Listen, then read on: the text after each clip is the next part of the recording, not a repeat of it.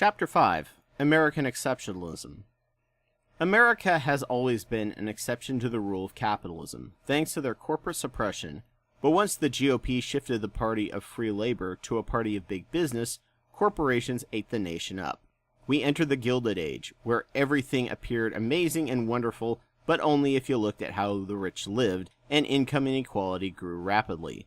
On top of bringing in and forcing immigrants to labor for them, crushing union uprising through massacres, often poisoning towns with their waste runoff, the banking elites learned how to use the gold standard to crash the market like clockwork by hoarding gold, raising its price, and then flooding the market with it, crashing the market every 20 years, and then buying up the failing business at a steal, and then making millions once the market recovered.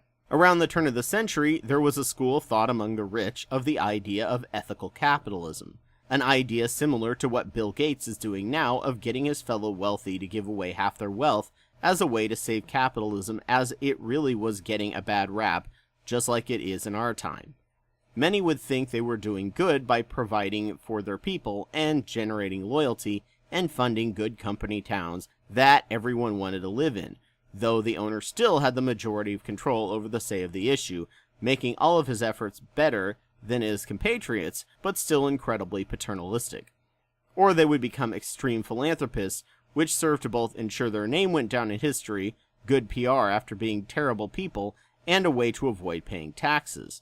After the 1920s, which saw the biggest boom in income, followed by a market crash caused by a glut of overproduction caused by a low-paid middle class and a trade war, the unions spiked and America soured on capitalism temporarily. They got the Wagner Act, which made unions legal, but then World War II happened, which set unions back, and in 1947, Taft-Hartley was passed in an off-year election, removing unions' most useful and powerful striking tools, stopping it from spreading, making union workers an elite class, which created resentment against unions, and making it impossible to fire a union worker, creating the stereotype of the lazy union worker, which corporations helped spread the resentment and stereotypes in AstroTurf mechanisms. It took a while for capitalism, conservatism, and corporate trust to rebuild.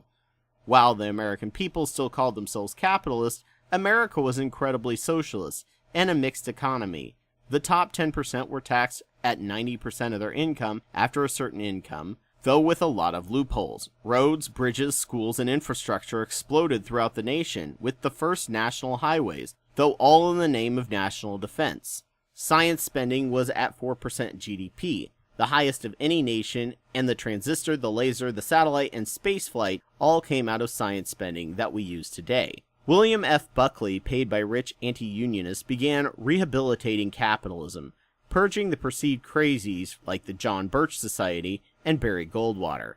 During the 20s, corporations had also paid for unscrupulous pastors to preach the greatness of capitalism as God's way, while buying radio time, and over enough decades it stuck, helping create the Red Scare and the godless communists being the exact opposite of American Christianity, and Jesus equaled capitalism. Under Eisenhower and then Nixon, the American people began to see conservatism and pro-business parties as viable, and not as much a threat to unions.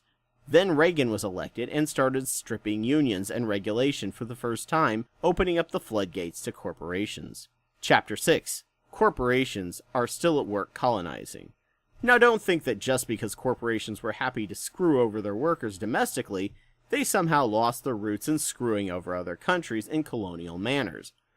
Corporations were some of the first to try and lobby for the Spanish-American War, and newspapers at the time helped sensationalize it.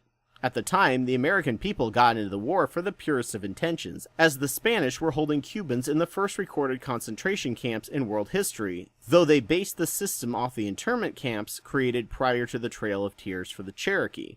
Upon winning and seizing Cuba and the Philippines, as well as some other territory, the nation had a big conversation in Congress and the Supreme Court as to if they were going to be a colonial power or not, as there were no provisions in the Constitution for it. Luckily for the corporations, they owned enough representatives and justices that we decided that yes, we would become a colonial power as well. Corporations took over and bought up tons of Filipino and Cuban lands for for that sweet, sweet sugar cane, and the people being impoverished made for cheap, desperate labor. We did the same thing with the Kingdom of Hawaii, a sovereign nation that a bunch of rich dudes overthrew and ended up being a territory and went from a sustainable island to an unsustainable one because most of the land was used to grow sugar now. We did the same with the Northern Mariana Islands and American Samoa. We got the empire bug so much that Teddy Roosevelt was totally cool with rich dudes helping influence a rebellion and secession from Colombia, breaking off into Panama, and even sent warships to threaten the Colombian government if they tried to take back their territory. Then, once free, the government and corporations essentially acted like mob bosses, demanding favors in place of protection, including land and bodies, so many of whom died to build the Panama Canal that America now owned and controlled. Corporations and the government loved messing around in South and Central America because, let's face it, bananas and sugar are awesome, where we get the term Banana Republic, where American fruit and sugar companies would act as political hitmen to politicians in especially Central but also South America if they didn't give them everything they wanted. The current problem in Honduras and Guatemala are directly tied to American corporate meddling, many times creating radio broadcasts calling for revolution, and it gave the CIA cover or reasons to help stage a coup, especially if a candidate had any socialist sympathies whatsoever.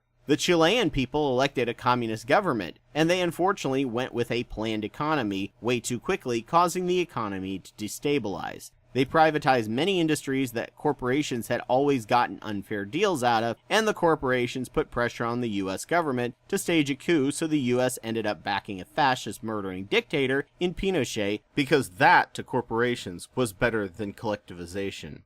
Iran also had an elected leader, but demanded that Iranian people should get an actual fair amount of the money for their nation's oil, and that just wouldn't fly, so the CIA helped overthrow the government and put in the Shah. People hated him so much, they started an actual revolution, but the power vacuum allowed for the Ayatollah to take over and make it an oppressive theocracy. The Vietnam War was all about America helping France to keep their corporate holdings in Vietnam, sticking us in a quagmire and wasting hundreds of thousands of young lives on both sides. The Second Iraq War was a corporate money grab, with no-bid contracts for Halliburton and Blackwater, and poorly made infrastructure that didn't help the Iraqi people much at all. Also boosting the coffers of all the military-industrial contractors that will end up costing the US $6 trillion when all is said and done after the VA pays out for health care for veterans, assuming corporations don't figure out a way to get lawmakers to privatize the VA and jack up the prices, creating middlemen, and then the government will figure out a way not to pay them because it's now too expensive. Chapter 7. Decollectivization. This is a term called decollectivization, where a public good ceases to be a public good and is bought up by corporations at a steal due to an imbalance in power.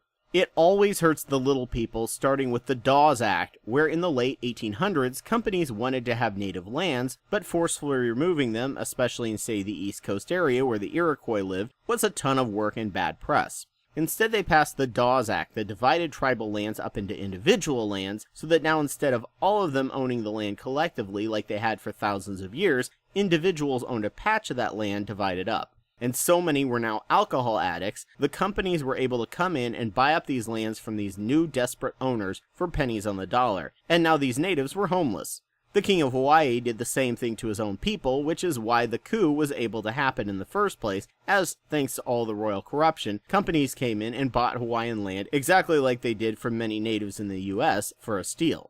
Then the Soviet Union broke up, and all the nation's collectively owned industries were divided equally among the Russian people. In the middle of the decade-long recession after the Cold War, Russian oligarchs were able to buy up all these stocks for basically drinking money. Decollectivization always hurts the average person and is a legal tactic corporations just love. China went from being a nation where everyone was poor to a nation where most people are poor, but with the most millionaires of any country in the world, and super cheap labor, making it communist in name only. But since they are a one-party system, no one can call them on it. The US spent billions on technology in the 60s and the 70s, giving us the transistor satellites, the laser. The transistor satellites and laser changing the game entirely on communications technology. America went from 3 heavily regulated TV channels that ensured the news was all non-profit to hundreds. They created the cable 24-hour news, though companies like Fox decided instead to strip out everything that made it news, like traveling, fact-checking, and reporting, but keep the trappings people were used to, that signaled legitimacy and replaced all but 1 hour of its news channel with opinion, creating fear, outrage, and misinformation among the public. The digital revolution began killing newspapers, and at the moment, all the news, TV, radio, and newspapers was then able to be bought up and owned by 6 giant corporations. This echoes the Weimar Germany, where so few owners of the media allowed for these people to be divided and the truth became partisan.